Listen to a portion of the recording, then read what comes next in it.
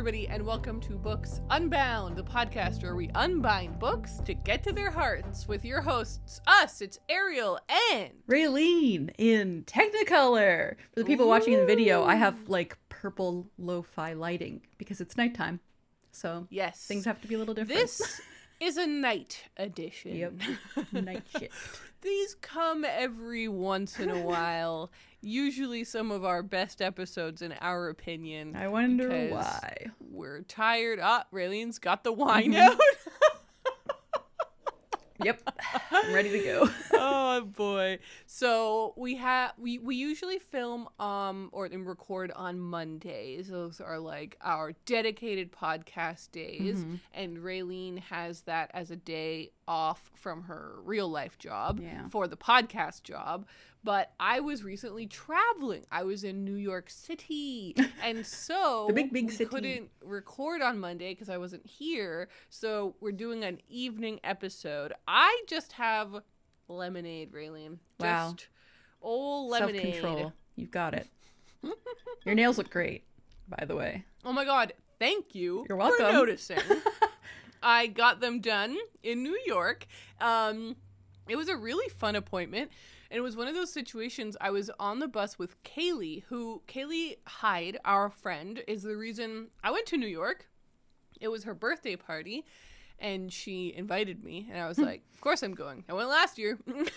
It's a new thing. So I flew down to New York for her birthday party, and so we have a little bit of a tradition going on where last year as well, we got our nails done in anticipation of her party. That's nice. So we went to a different nail salon this time. I really loved it. It was really fun. It was called, I forget. I'll link it in the show notes and description because it was really lovely. I had a lot of fun. But we were on the bus to the place. Yeah. And nail place. I've written that down so I remember to link it.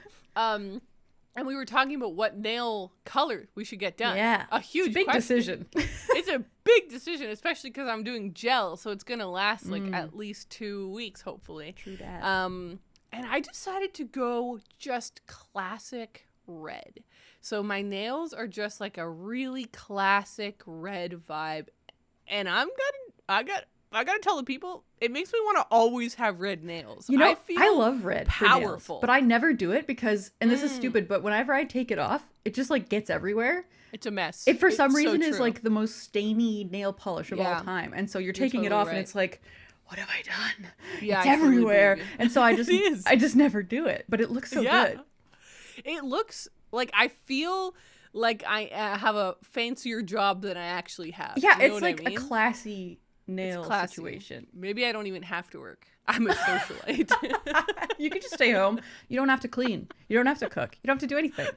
I don't do anything anymore. How's your week been? Before we talk about my New York stuff, and I'd like to hear how stuff's over on the West Coast. Well, I mean, I know we talk about the weather more than we should, but it has snowed again, and I'm very unhappy about it.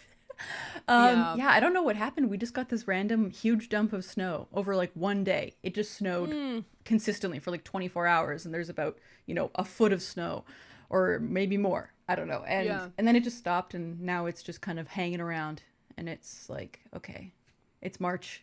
Can we not do this, please? But other than that, I mean, my life hasn't been as exciting as you with going to New York, but I have gotten really excited about something recently. An old flame. I started playing Stardew Valley again in like a big way.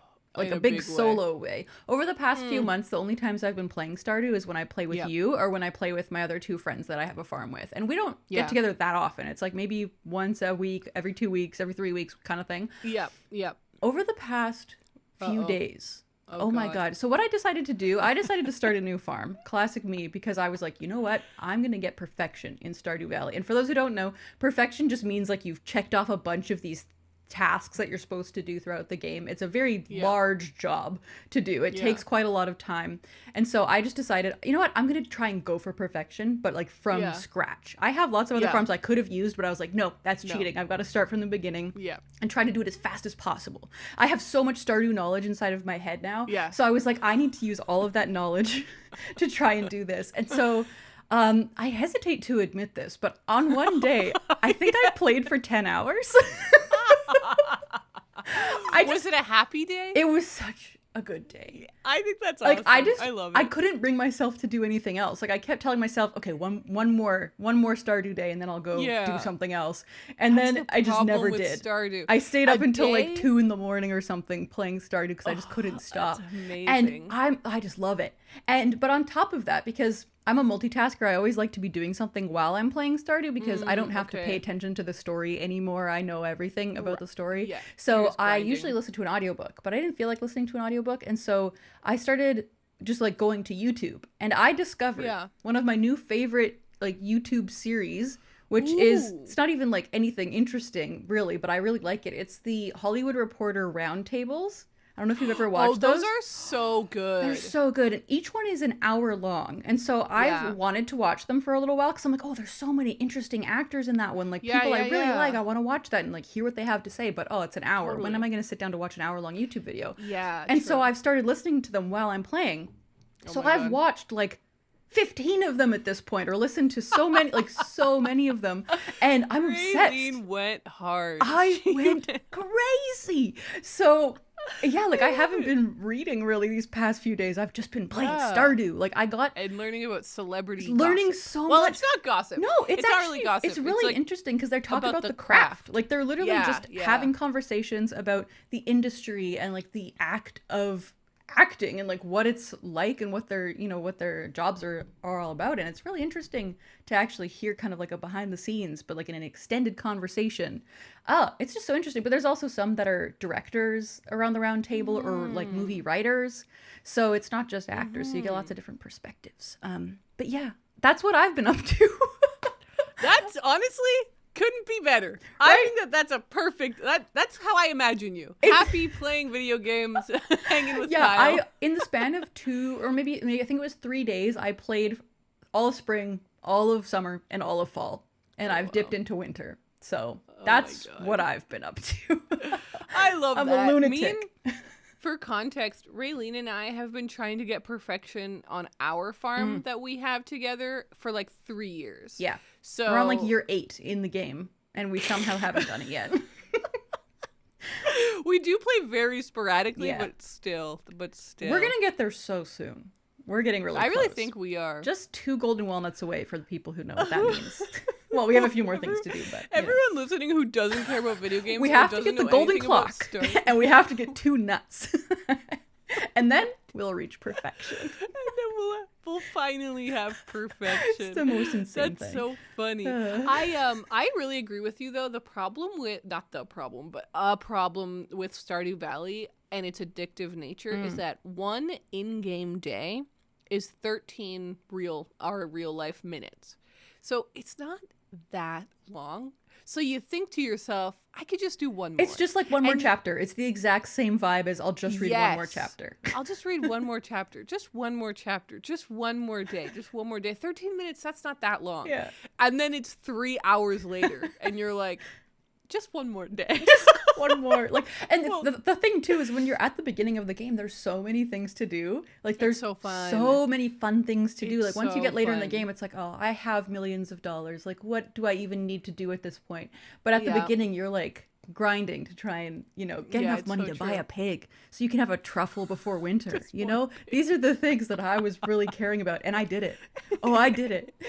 I love that, Ray. The only thing that I'm sad about is that I was sitting in the airport. Raylene messaged me and she said, would we be able to play today? And I was like, don't say that to me. That is so mean. I'm in the airport. And Raylene was like, no, I thought you were at the airport tomorrow. I was like, no, I'm at the airport. The trip has begun.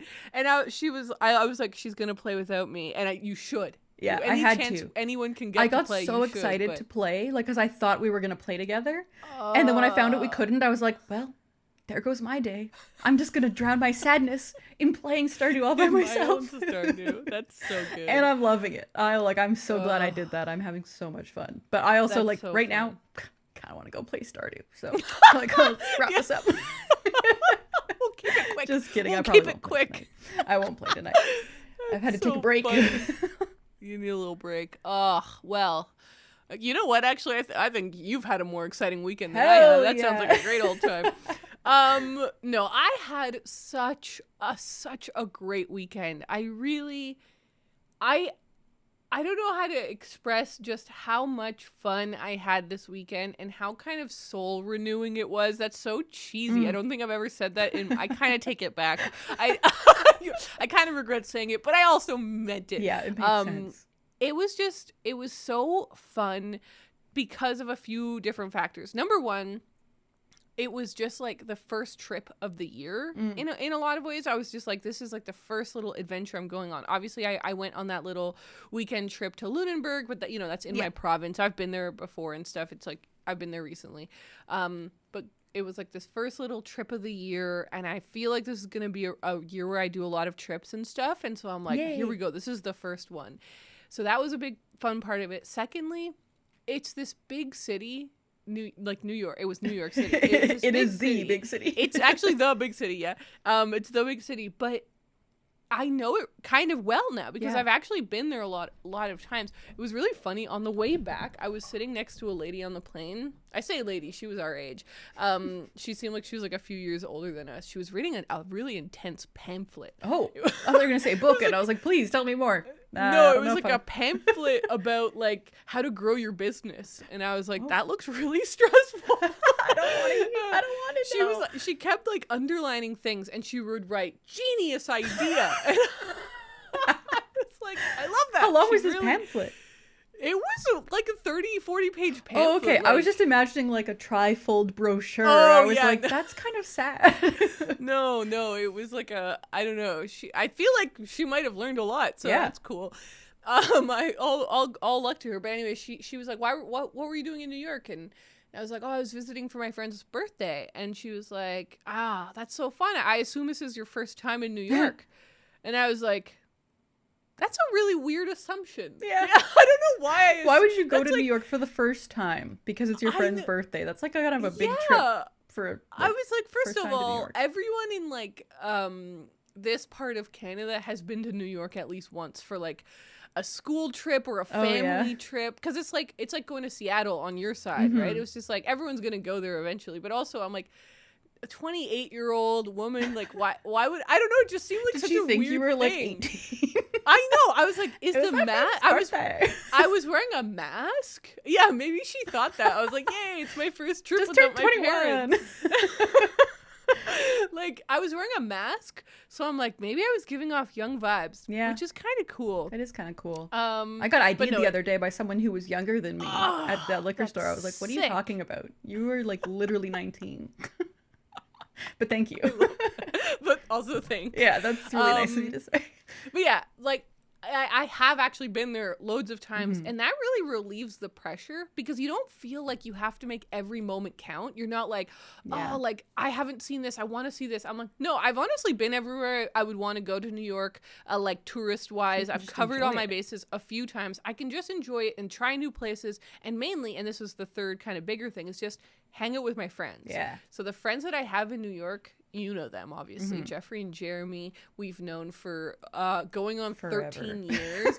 And Kaylee and Monica, I've also known for Kaylee I've known for that amount of time as well, but we became friends maybe now like 7-ish, 8-ish years ago. And then Monica's kind of similar.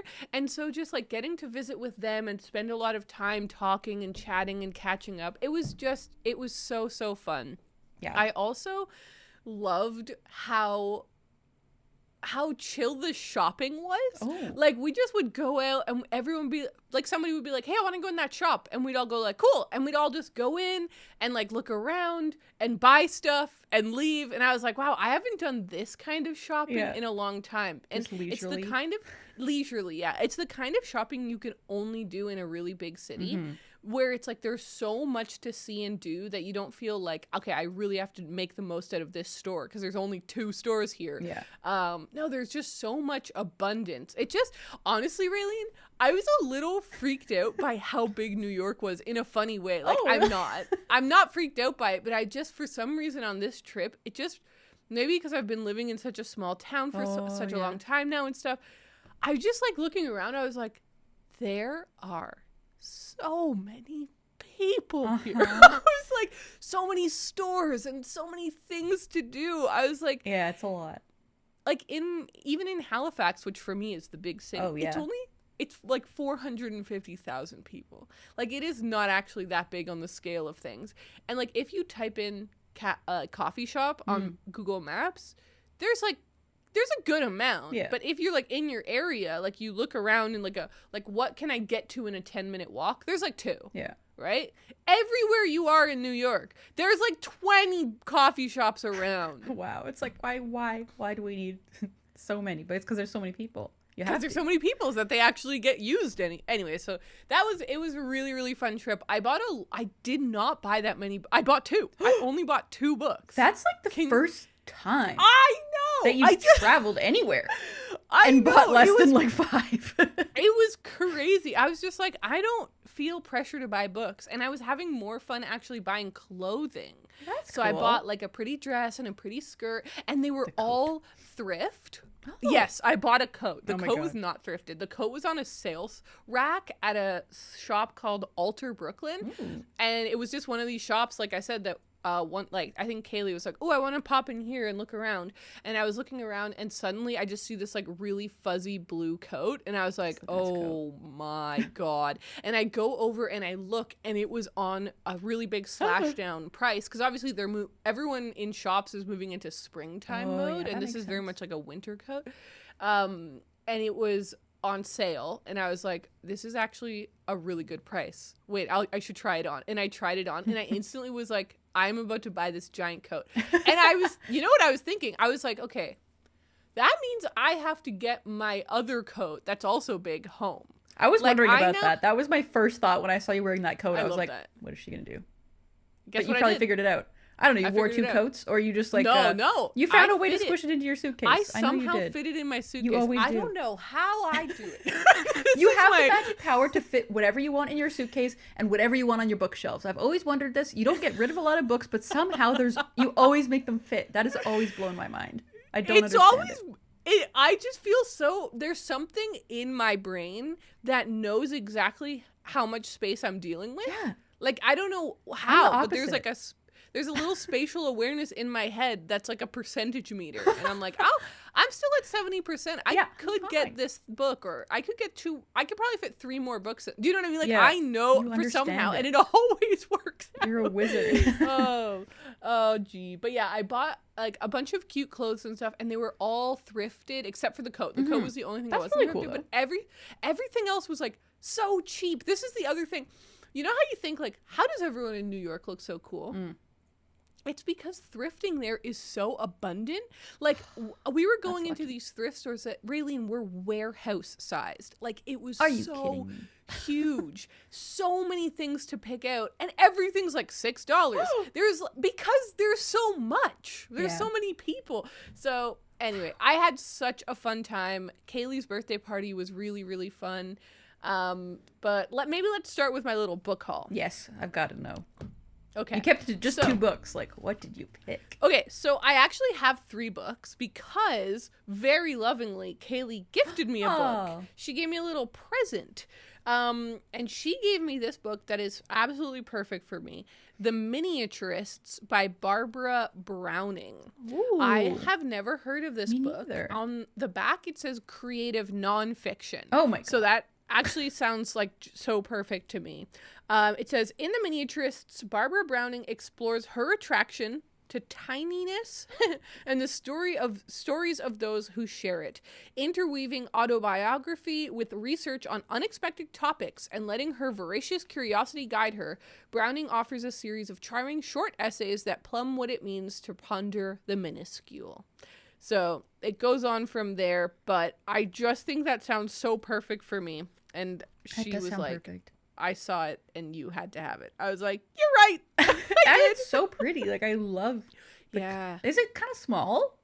Like, yes, it is little. It's a mini book. It is. If I hold it up to kind of a I thought so. Sometimes I could just tell by looking at a book. I'm like, it's more square than it should be. Like, it must be tiny. It is the little guy, and the cover is like really good, but slightly creepy as well. Like, it's got this, God, who's doll? Who's that body on the floor? Okay, the next book I got was at a really cool bookshop I haven't been to before in Brooklyn called Word. Oh, Word. That's pretty cool. It was cool. I got this copy of The Lathe of Heaven by Ursula K. Le Guin. Have you read any of her books yet? No, I haven't. My God. I really love dystopian fiction or dystopian classics and sci-fi classics. Yeah. Like every time I read an old sci-fi or dystopian book, which you could argue dystopian is a genre of sci-fi, but whatever. Whenever I read one of those, I always enjoy it. Mm-hmm. I always like have a good time with it. And Ursula K. Le Guin isn't like, it's not like really, really old, but it is kind of old, right? So she was born in 1929 and passed away in 2018, it says. And she's like one of the biggest sci-fi writers of all time. I'm sure most of people listening to this have heard of her. Mm-hmm. The Lathe of Heaven is one I've heard a lot about. And recently, Connor and I were talking about like old sci-fi. And we were talking about which old sci-fis have we read. And he realized I had never read an Ursula Le Guin before. And he was like, you absolutely must. And then I saw this at the bookshop and I was like, perfect. Thank you. Next. Okay, the final book I got is so pretty. It is Frida Style Icon. Oh my and it's gosh. a new Frida book. It's been a while since you got a Frida book. I know. But this one, we were in the MoMA store. So MoMA store is like not MoMA. It's not the museum. But like it is the museum, but it's not a part of the museum. Okay, it's like its own store. Like they have their own store. I've been there a few times. It's a really lovely store. If you're in New York and you want to just look at beautiful, beautiful things, I really recommend it. I keep dropping my little receipt here. But we were in that store. It's like 2 stories, and Jeremy texted me a picture of this book, and I like ran downstairs. I was like, oh, that's so beautiful. I was like, I don't need that. And yet here it is. And yet here it is. So those are the 3 books that I bought.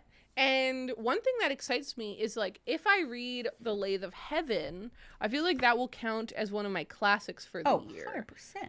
Right? Because I feel like it was published in 1971. I would count that as a sci-fi That's classic. over 50 years ago. I count that as a classic at this point. I think you're right. Yeah.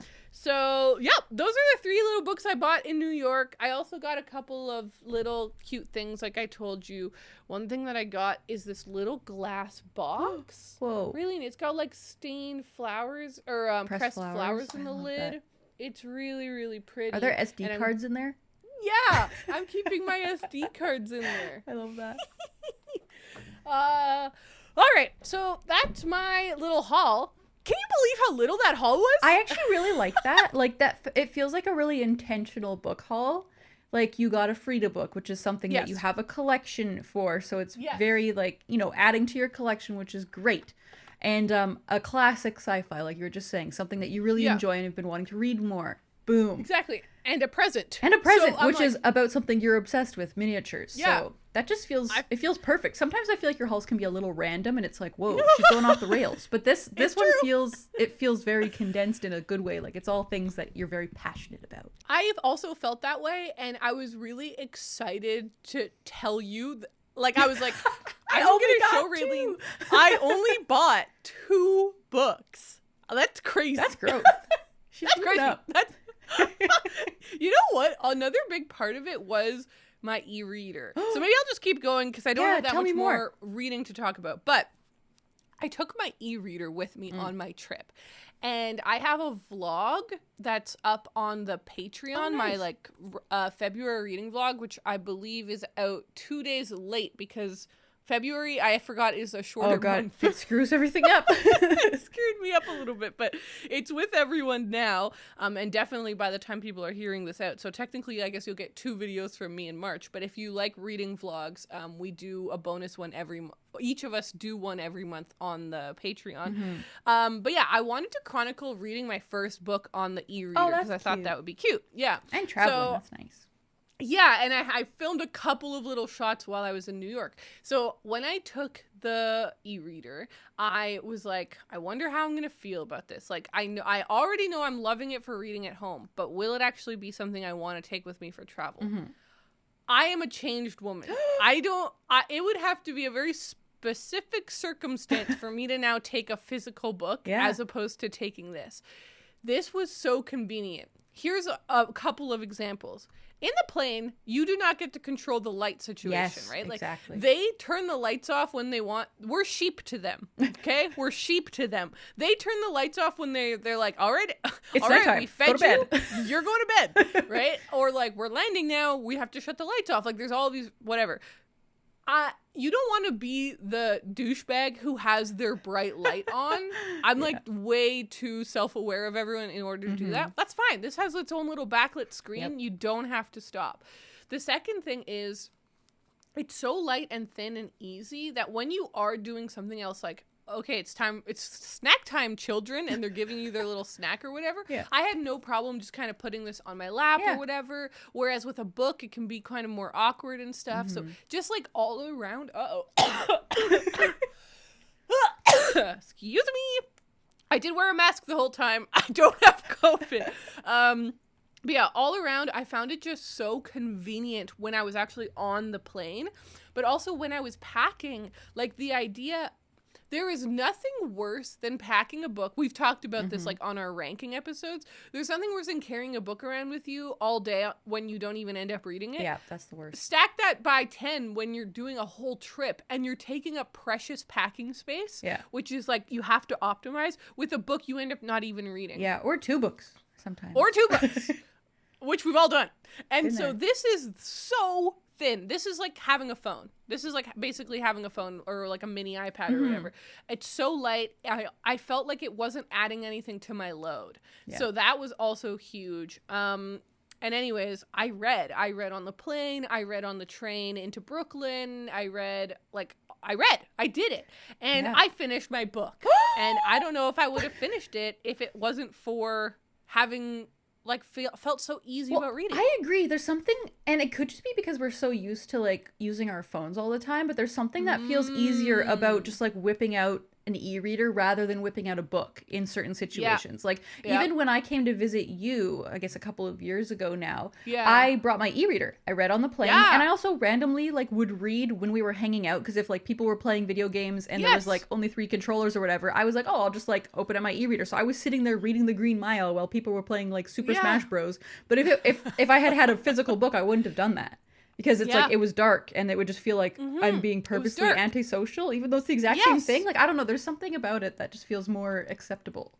Yeah, I think you're totally right. And like, throwing this in my purse, or, well, I didn't bring a purse, but my tote bag. Yeah. I was like, that wouldn't be a big deal. This isn't that heavy. It's not taking up that much room. So I feel like it sets up more situations where you might read and stuff.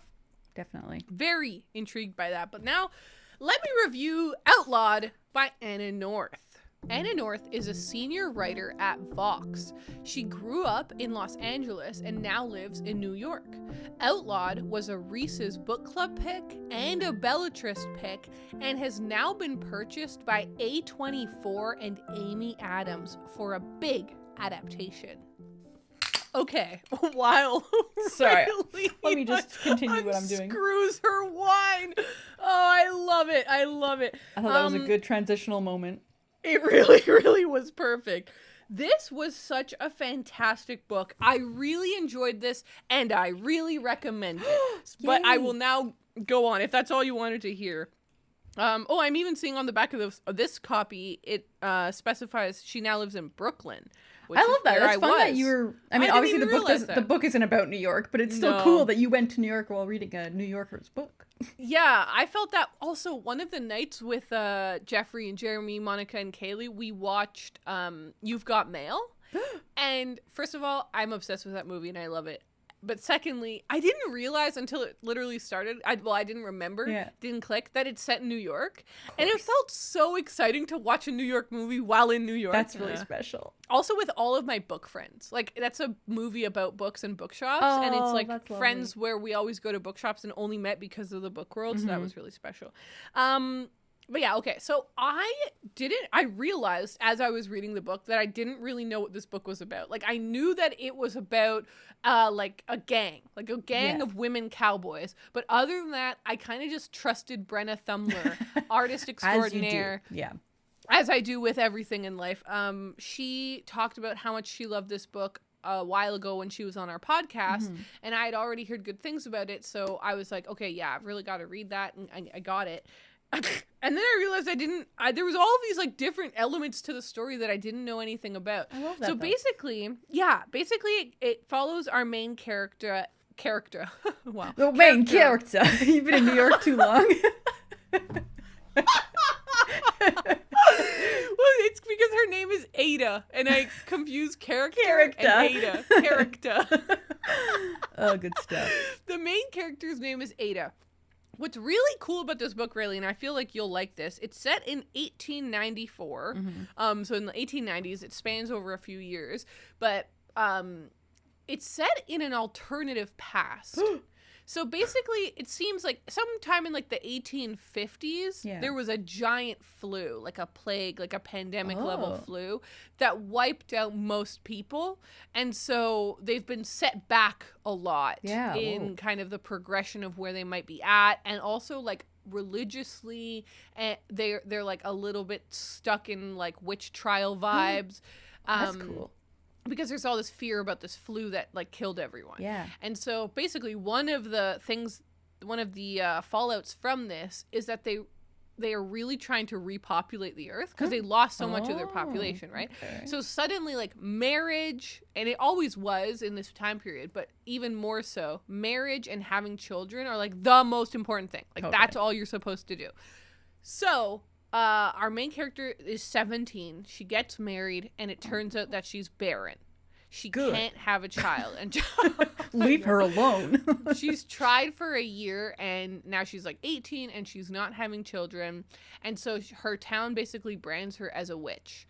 And she escapes because they're going to hang her. Oh my God. She escapes, and she ends up... I don't want to spoil stuff because I really want people to check the book out and enjoy it. But she goes on a bit of an adventure, and eventually, not right away, eventually ends up with this gang of other women who are barren. So there's a lot of like people, a lot of women who and like a lot of people who can't conceive, and so they're all being like they're all on the outskirts of town, and they're all being like, if they don't escape their towns, they're gonna get hanged. So they're sort of creating this little gang, and they decide to pull off a big robbery, a big heist, and it's so much fun. Like I genuinely, when I read this, I was like, wait, why have I not been reading Westerns? Like, because most Westerns are shitty and they're not like female led. Yes. But yeah, totally. I get the vibe. I love the Western vibe. I'm just like, I need to try and find some more Westerny vibes. When Brandon Thumler talked about this book, do you remember I mentioned the show Godless? Yes, I've been thinking about that the whole time you were talking, actually. I need to watch that show. It really has Godless vibes. That's a show that my dad got me and my family to watch because he had seen it and he was like, the show is unbelievable. And it's very similar. That's about a town where it was a coal town, and in a horrible coal accident, like a mining accident, all of the men in the town died. And so now it's like all women and the few very scant men who happen to not be in the mine at the time. Yeah.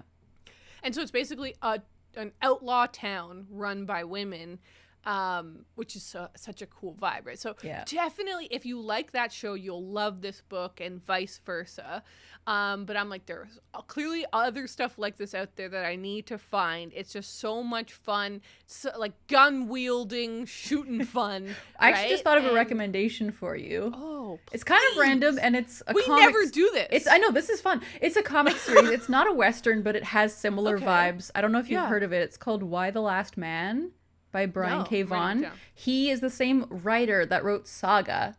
And he also wrote this other series, Why the Last Man. And it's a total of 10 volumes. It's finished, long finished. And it's about basically just like a freak plague kind of happens that kills every man on Earth except for the main character. And he doesn't know why he survived. Him and his monkey are the only boys left. And so I'm seeing the monkey. Yeah, it's great. It's really good stuff.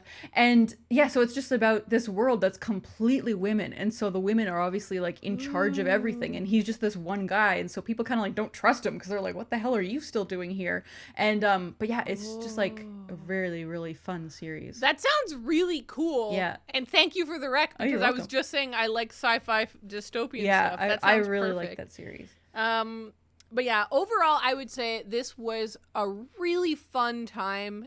I it was one of those books that's like more on the plot side than anything else. Plot. And I haven't read a book like that in a while, but I would by no means say that that's all it had going for it. Like, it had great characters.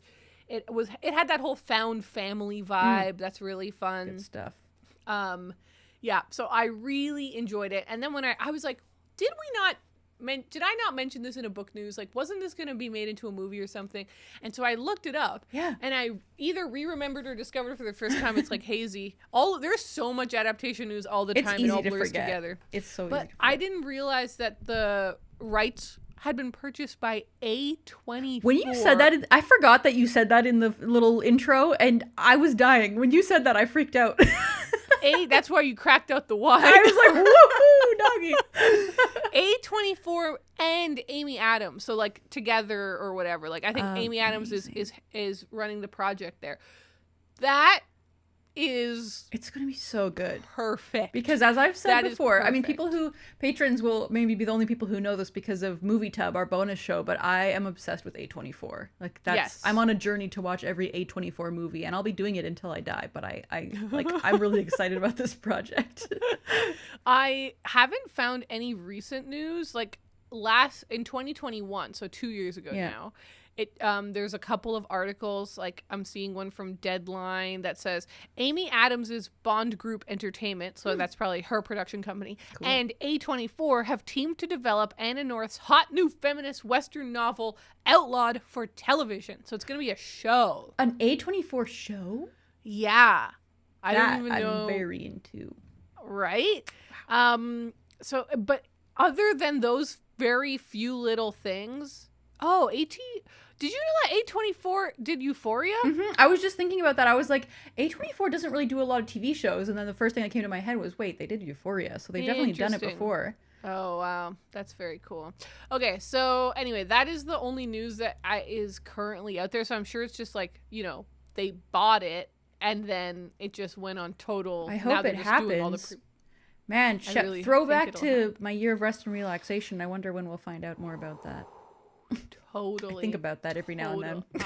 I do too. Like, Margot Robbie, what are you up to over there? I can't believe we're getting Eileen first. It's honestly kind of a shame. I really like Eileen, but I feel like my year of rest and relaxation would have been a better debut movie. A cooler movie for sure. Yeah. Well, we'll see. We'll see. We don't. All right. Well, that's my. Oh, I guess I should talk about what I'm reading next. Yeah. I don't know yet. I don't know. Can I pick for you? Raylene? Can I pick for you? Oh! Do you have options? Can I pick? No, I should have. Damn it. You can think about it if you want and come back to it later. Like, I finished Outlawed today. Because I was like, I want to finish it in time for the podcast. And so I haven't had time to pick my next book. I think what will happen is maybe I will do a little list and send you a voicemail, Raylene, tonight. And then you can pick for me. Okay. And then we'll put it in the next episode. I love that. Because that will be a lot of fun. I love that. Because I feel like I never get to pick for you. I feel like I'm most often indecisive and I'm like, please help me. But you just go for it. All right. Well, tell me all about your reading. I'm ready.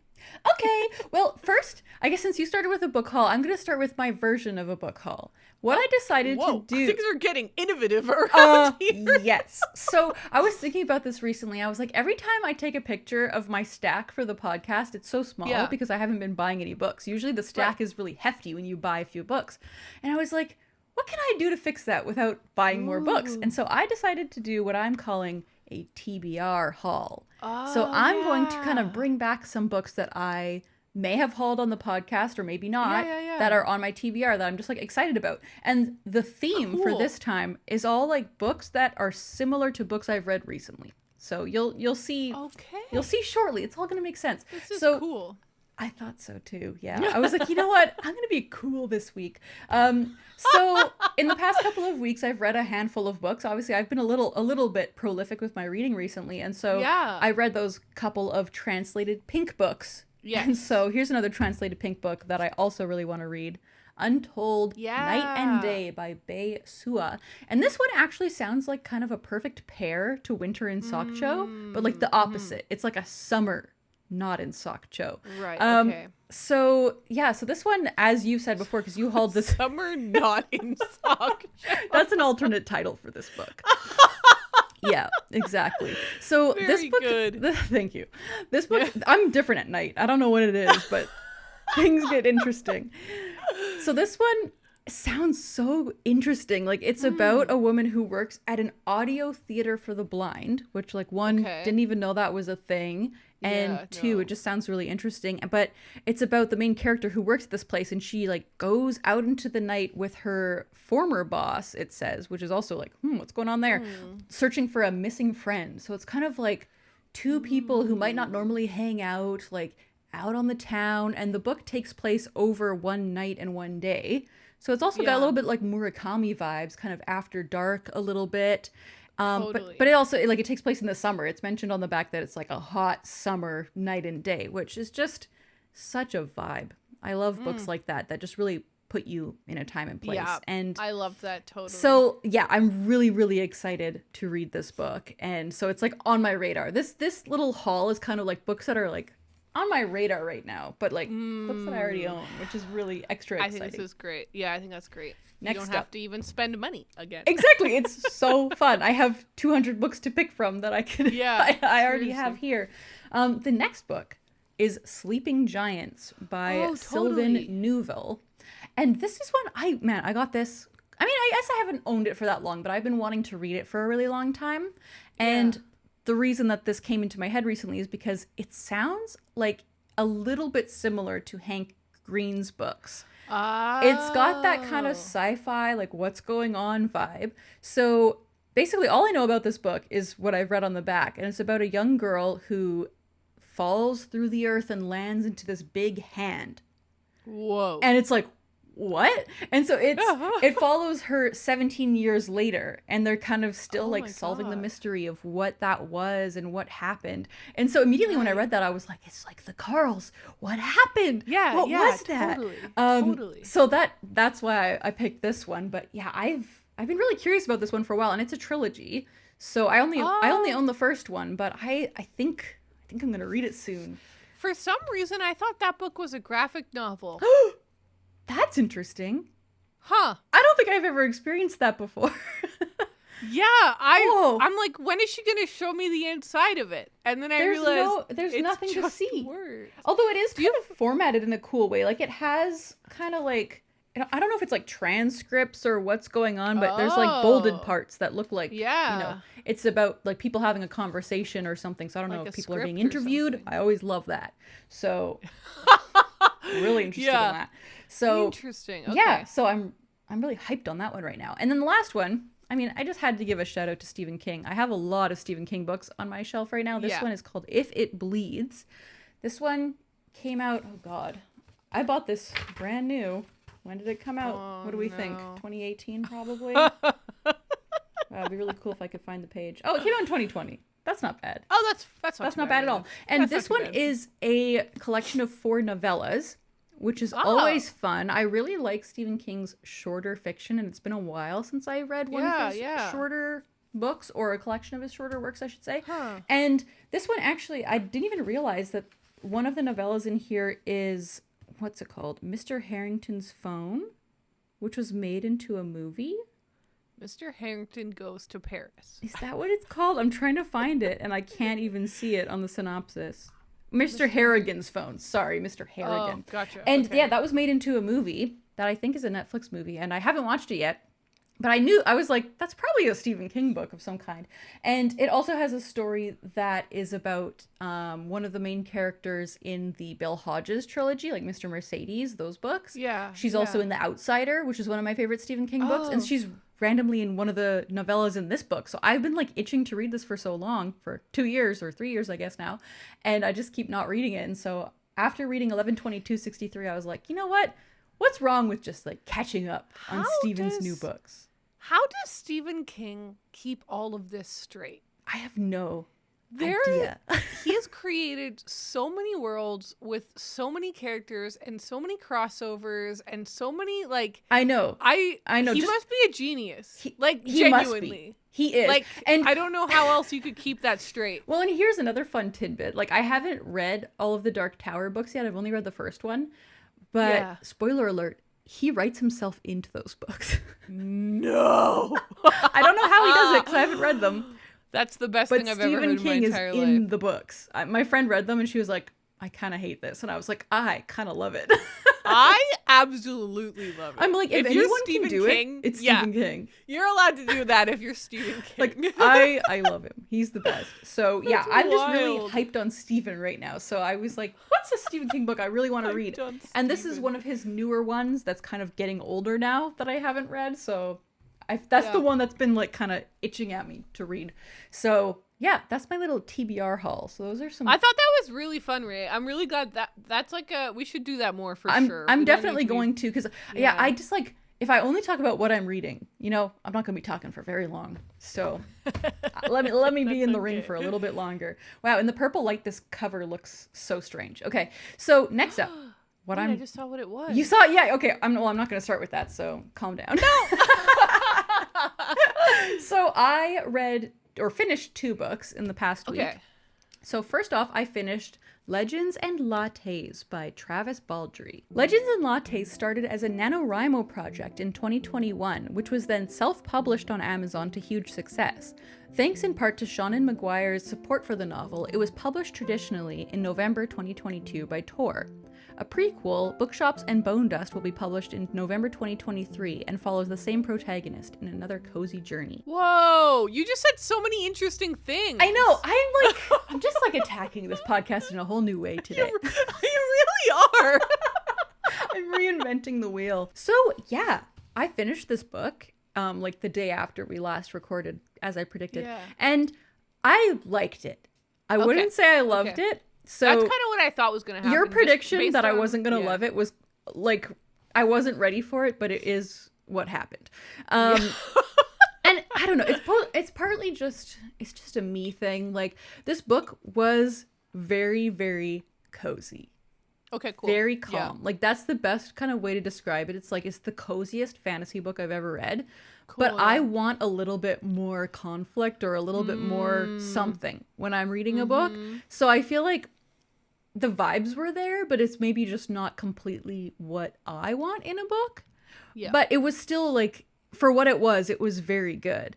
Like, it's got a little bit of romance and lots of like coffee shop things going on. So like for those who might not remember, it takes place in a fantasy world, and the main character is this orc named Viv who used to like just kill people for money and like do adventures, that kind of thing. And she decides to hang up her sword and become a barista. Basically, she wants to run her own coffee shop, and nobody knows what coffee is because this is a fantasy world, and they're like, what are you talking about? And so it's actually kind of comical. Like, at the beginning, she's trying to explain it to people. She needs someone to help her build her cafe, basically. And she's like, so it's kind of like tea, but with beans. And then he's like, you're making bean water? Like, what is so good about that? That doesn't sound very appealing. Nobody's gonna want that. Like, and so it's quite comical.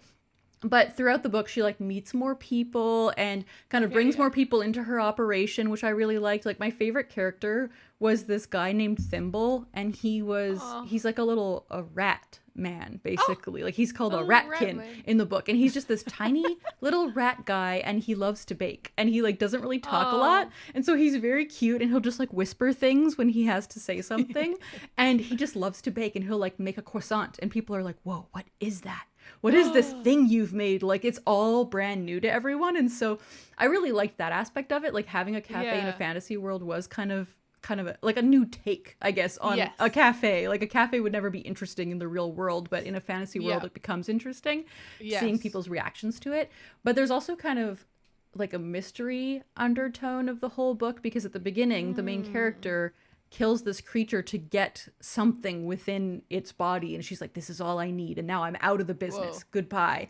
And so there's a mystery behind that, like, what is that thing and what is it gonna do for her? And so it does have kind of, just like normal fantasy stuff and like intrigue to it. So it's definitely an interesting fantasy book. And like I said in my little intro, there is going to be a prequel, which I discovered after I finished the book, and it takes place in a bookshop. But it's the same main character, so I don't really know how she got into a bookshop situation before she got into a coffee shop situation. But, I mean, it sounds cozy as hell. It really does. I can really imagine... I mean, I know we talked about Coffee Talk, but I can really imagine these being adapted into video games. 1000%. And speaking of Coffee Talk, I finished Coffee Talk the other day because Did you like it? I did like it. I felt Maybe you just don't like urban fantasy coffee shops. I really enjoyed making coffee for people, but I didn't really care about their stories as much. I really agree with that. I was happy to be the barista, but they didn't let me make them coffee enough times. I know. That was my problem with the game. I would also say with Coffee Talk, the one thing that I didn't really enjoy was I felt like I couldn't mess up the coffee. Like if you mess up the coffee, it ruins the story. You actually don't get the real ending of the story if you don't make the proper coffee. Maybe I didn't get far enough into the game because I would like make coffee and no matter what I did, people would just kind of were like, cool, thanks. I was like, Yeah, no, there's a very specific like algorithm for that game. And there's things that like you won't know unless you're really smart or if you look it up. And if you don't give that person that specific drink, then the ending won't be revealed to you. So I don't know what that's pretty cool. Yeah, so it's kind of a cool setup for a game, but I'm like, you have to sit through like 20 minutes of people talking to each other in order to get to the coffee making. Yeah, it's true. I'm probably not going to do it again. But it's still... And they're making the new one. Yeah, so I'm still intrigued by that. Like, I'll probably play the new one because I'm... Yeah. The ending of the game that I got, at least, it's not the true ending as I've learned, but I was like, what's going on here? It's very intriguing. So I do enjoy that vibe. I just like the would action. you say that what didn't work for you in Legends and Lattes was just like not enough plot? Like it was a little too cozy? I think so. I'm such a plot girl. Like I really like plot. And I can kind of be okay with not that much plot in certain situations. I don't know what those situations are, but they just make sense when they make sense. And yeah, but this one, like, I definitely recommend it to people. Like, it was a lovely time to spend inside of a book. But there was like half the book was just them like learning how to serve coffee to people and like how to get that to happen. And I was like, okay, come on, let's get on with it. And by the time conflict came up, it was kind of over really quickly just to get back to the cozy times, which for me it just personally didn't really work for me. I'm like, let's bring on more plot. But anywho, on to the other book I read. So okay. I also decided to listen to an audiobook this past week because before I started playing Stardew, of course, because that went out the window as soon as I did that. But before then, I was just kind of like scrolling through Libby, seeing what was available. And it just so happens that Stay True by Hua Shu was available. Hua Shu is a professor of English at Bard College and a staff writer at The New Yorker. His work includes investigations of immigrant culture in the United States, as well as public perceptions of diversity and multiculturalism. Stay True is his second book and is a personal memoir chronicling his upbringing as a second-generation Taiwanese American, his time in college, and the tragic death of his best friend. So this was a book that you bought for me, first of all. Yes, very recently. Yeah, was it my birthday or Christmas? My birthday. I think it was your birthday. It was my birthday. It was definitely my birthday. But either way, that's only a few months ago. Yeah. Cool. So I was lucky enough that this was available for me to listen as an audiobook, and it was only about 5 hours long. So I decided, nice and short. You know what? I love listening to memoirs that are read by the author. Like that is 10 out of 10. If we were doing a ranking episode, that's 10 out of 10. We should add that one. I don't know if we've done that before, but if we haven't, I mean, it's 10 out of 10. Spoiler alert. So actually, now that I'm flipping through it, I'm like, are there pictures? Oh God, there are pictures. I'm going to have to reread this book. There's pictures. Anyhow, so this book was a really lovely read. So it's, I mean, for one, it's kind of interesting to read a book about someone that you don't know anything about. Which is almost a first for me. I feel like usually when I read memoirs, it's like an actor I really like, or, you know, I know the story at least a little bit. With this one, which was, I mean, it was great. It was just a book I'd never heard of, a person I never heard of. And I really, really liked that. But yeah, it was really like vulnerable, really honest. Like throughout the book, the main character, or not main character, he's a person. Hua, the guy who wrote the book, he is like fully admits that he was kind of like a pretentious asshole in high school and college. And like, I just love that. I love it when people are super honest and don't paint themselves in like the most flattering light. Like that's why like Wild, for example, by Cheryl Strayed is one of the best memoirs. Is because she's just like, here I am. This is what I did. This is who I am. You're so right. You know, and I really, really love that. Like he wasn't trying to hide the person that he was. And so like the book just kind of chronicles his childhood he's a second generation immigrant. So at the beginning it talks about how his dad moved back to Taiwan, and so he was just like living in America with his mom, and he's like, yeah, bye dad, and how that was his situation. But then going through high school and then going to college, and the book later, like in the central and like latter half of the book, it focuses on him being in college and meeting his best friend Ken, who he just like develops this really beautiful relationship with, and then his friend is killed in a carjacking just randomly, like completely randomly, and it just completely throws his life, for a loop. Yeah, that's horrifying. And then he talks about how he went to therapy and stuff. So I really like that it talks about, deep things, I guess is one way to put it. And he's just super vulnerable and honest about it, and just puts it all on the table. Like, this is what happened. This is how I felt. This is who I am. And I really, really liked it. And obviously, like I said, it was read by him. So I really recommend listening to the audiobook, but the book also seems to have pictures in it. So I possibly recommend that as well. Yeah, it was really good. And like I said, super short. So if you want a short little memoir that's really impactful, sick. It was so good. Like, thank you so much for giving me this book. Yay! I'm so glad it worked out, because when I saw it, I was like, gosh, hypothetically, this hit so many of Raylene's checkboxes, but I've never heard of the book. I've never heard of the author. I don't know if it's any good or anything. I haven't read it. So I took a little bit of a gamble. So I'm glad it paid off. I'm glad you did. I'm really having a good time, just like slowly working my way through all the books you've gifted me. Yeah. I've been kind of killing it lately at that. It's true. Well, she's killing it. It's time to tell you what I'm currently reading. Yes. Okay. That's the last thing on this docket. Okay. What is it? I mean, it's The Factory. No. It's happening. It's happening. I'm reading The Factory by Hiroko Oyamada because I've had enough of this slander, and you're taunting me. You've been taunting me the past couple of weeks about this book. I've been tricking you. You've been trying to trick me, and I've decided it's finally time to read the damn book. That's so funny. But like I said, I've been playing a lot of Stardew, so I've barely read any of it. It's a very short, but I'm only 44 pages in, so I'm like not even halfway. But I'm really liking it so far. Like, it's ticking all the boxes that you and I enjoy. It's about people that go to work, people that work at this strange place. So it's basically, there's 3 different characters, and all of them are starting a new job at this place called The Factory. And The Factory is kind of like almost like Amazon, it sounds like it's a place that like rules the world a little bit. Like, it rules this entire town that the people are living in. Everywhere you want to work is connected to the factory in some way, for the most part. But one of the main characters is like, I've avoided working at the factory for so long, like not on purpose, but I've just somehow never worked there. But now she's starting a job there, and her job is to shred documents. That's her whole job. Sketchy. And she's like, well, this kind of sucks, but I'm getting paid for it and it's easy, so okay. Yeah. And then another guy, his job is to identify moss. And he's like, why do you guys need me to identify moss? Like, what does that have to do with the factory?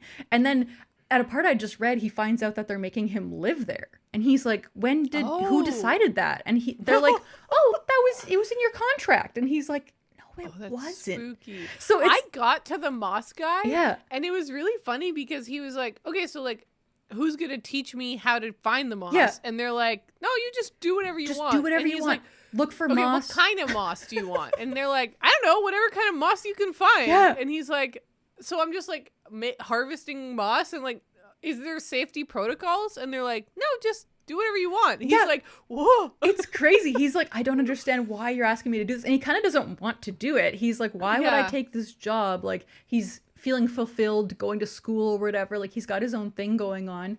But they're like, we need you to do this job. Like, they specifically looked for him because they're like, we need someone for this moss.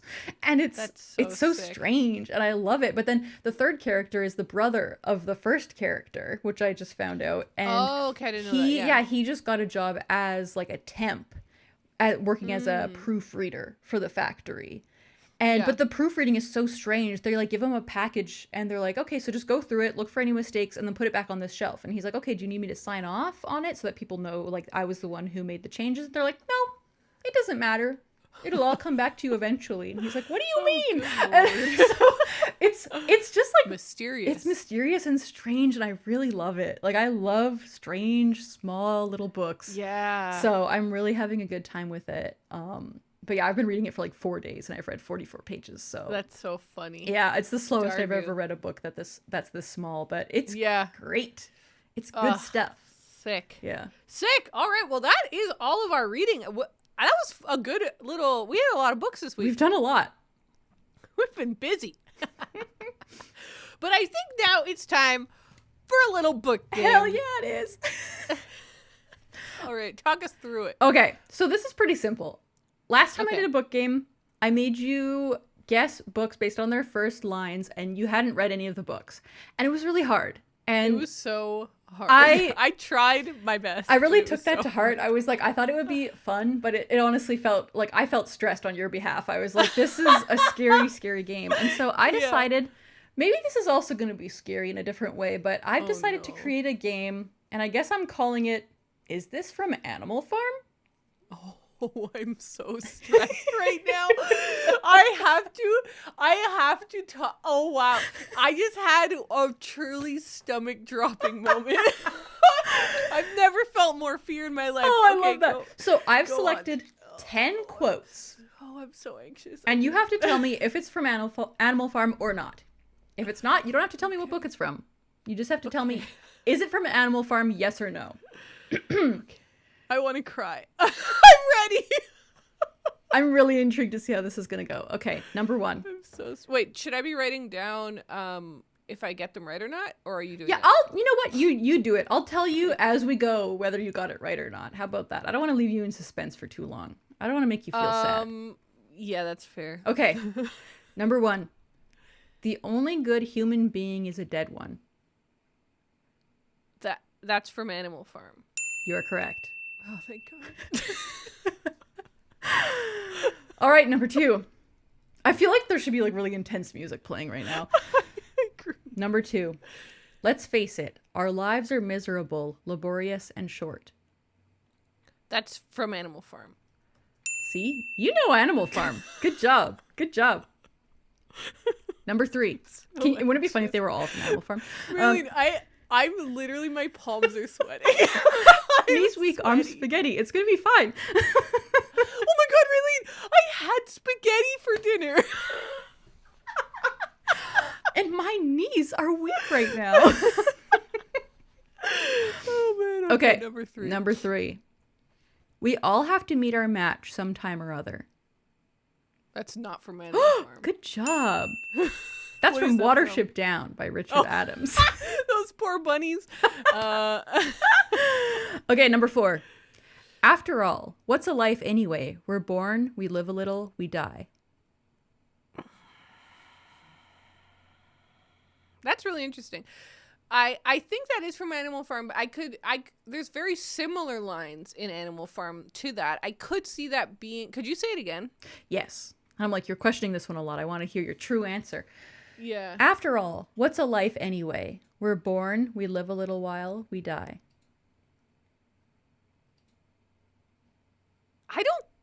God, I'm so frustrated because there's definitely a similar line to that. Near the beginning, old Major is talking about how their lives are useless because all they do is like live a little bit, then they get slaughtered. And so, you know what I mean? But I don't feel like that sounds like the actual quote. Like that sounds slightly different. I'm going to say that's not from Animal Farm. You're correct. I'm really impressed by the way that you know this book so well. I had a feeling because I was like, when I was reading it, I'm like, this doesn't sound like Orwell. Yeah. But it's the similar words. It's from Charlotte's Web. Oh my God. Yeah. This is so fun. Because you're right. Like, I'm like, that is definitely, they say something similar to that where they're like, our lives are so short and painful and like, what are we even living for? Yeah. But that doesn't sound like Orwell and that doesn't sound like old Major. Oh my God. Okay. I love this game. Okay. This is a good game. Yep. If how much, there's 10, right? There's 10. So I'm about to do number 5. Okay. Number 5. Man is the only creature that consumes without producing. It's definitely from Animal. Yeah.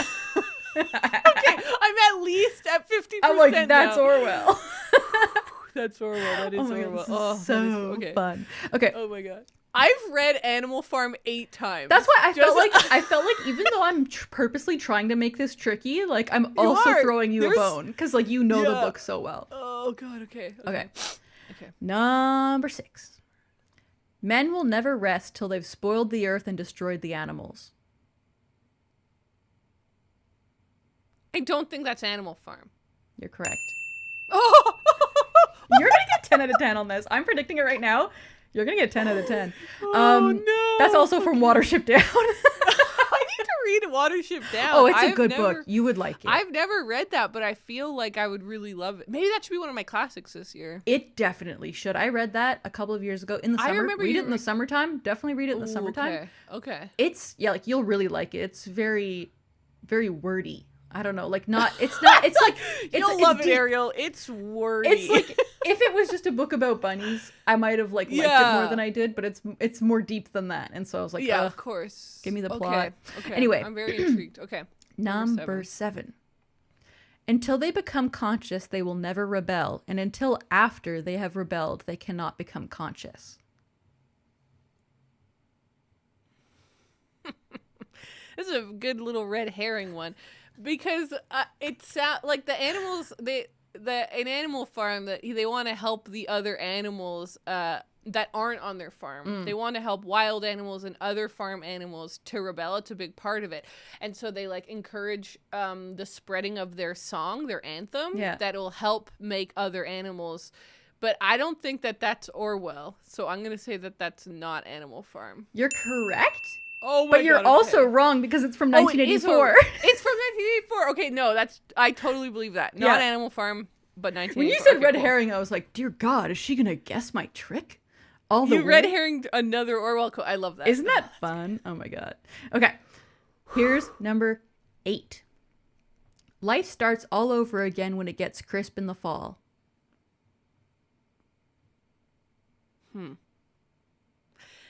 Again, so like we've got a situation here where the farm, it goes through the seasons. Like it's multiple years that the animals are on their farm and trying to make it all work. And can you say it again? Mm-hmm. Life starts all over again when it gets crisp in the fall. I don't think that's Animal Farm. That would be apt and correct. Because it's actually from The Great Gatsby. Oh, interesting. Okay. Oh, okay, yeah. I'm trying to remember what's happening in Gatsby in the fall. Me too. Is that at the end? I'm like, the whole book takes place in the hot summer. So what the hell are we talking about here? I don't even know what that means. And I love that book. Yeah, that was a fun trick because it's my favorite classic. But yeah, that's a good trick. Okay. Raylene and her little tricks. I'm just a tricky little trickster. Okay, number 9. Life lived on life. There were the eaters and the eaten. The law was, eat or be eaten. Well, that's all caps. No. That's not Animal Farm. Is it Animal Farm? No, it's not. Oh, thank God. It's from White Fang by Jack London. Okay, I have never read any Jack London. I thought not, but I was looking at the quotes and they're all a little bit more like dramatic in a different way than Orwell is, but still fun. Like definitely seems like it would be a fun read. I want to read The Iron Heel by him and maybe Call the Wild. He's got some big ones, obviously. But yeah, White Fang. I pretty much, I don't know if you've noticed, but I've picked all animal books except for The Great Gatsby because I just thought that would be fun. Well, yeah, you gotta do a Great Gatsby. Okay. That's a good one. Here's number 10. Number 10. So far you're 9 for 9. So here we go. The distinguishing mark of man is the hand, the instrument with which he does all his mischief. I would say that is Animal Farm. You would be correct.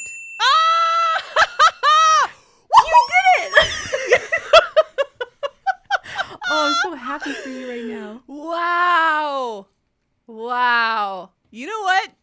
I feel redeemed. I really do.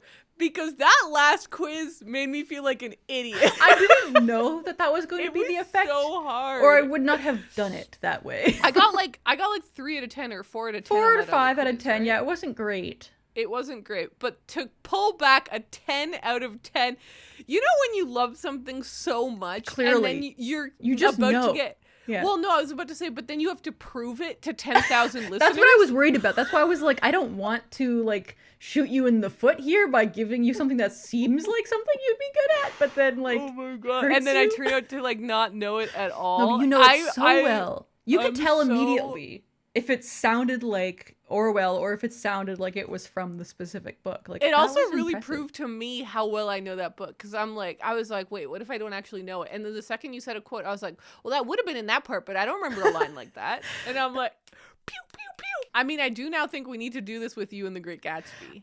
I mean, if you want to craft a book game, I'm gonna. You really should. I'm gonna suck at it though. I'm just putting that out there right now. My memory is horrendous. Like I think it would be fun. I think it would be fun. I'll do it. Like I'll definitely participate. I will not get at a 10 out of 10. I'll set that up for next time. So because I think that would be really fun to see with our favorites. It's tricky though, because I do want to congratulate you. I think that you picked really good quotes thanks.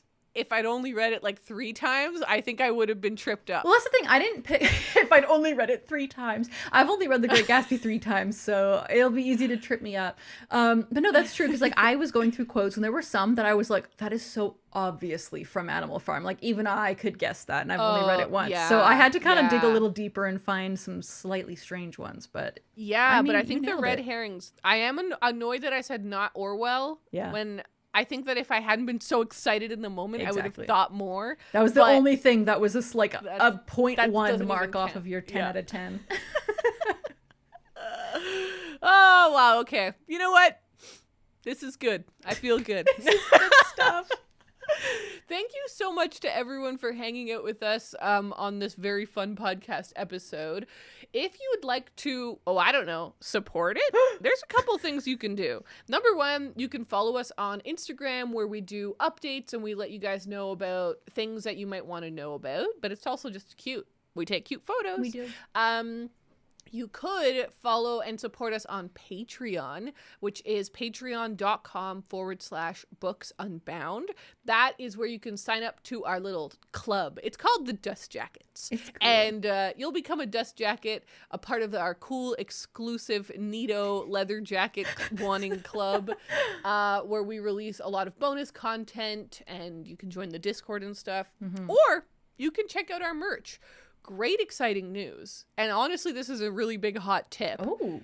We have more of our yellow baseball caps in stock. Oh, and so last year we made these baseball caps. We ordered like 50, I think. Yeah. They instantly sold out. I didn't even get like one. A couple of... No, Rayleigh didn't even get one. I don't have a damn yellow hat and I want it so bad. They sold out so quickly, and we were like, hey, this is great. We'll order more. And then because of COVID supply issues, we were never able to order more. So we have just finally, like literally it's taken us like almost a year to get more. They're in stock now. So if you want to buy them now, you'll get them in time for spring, summer, which is a good hot tip. Yes. We also have our new pins in stock, Yeah. and bookmark stuff. So if you want to check it out, there's some cute merch going on. All of this is linked in the show notes and in the description. Thank you so much for hanging out with us. We're now going to go and record Movie Tub, where we talk about the movies and shows we've been watching lately, and we will talk to you next week. Bye. Goodbye.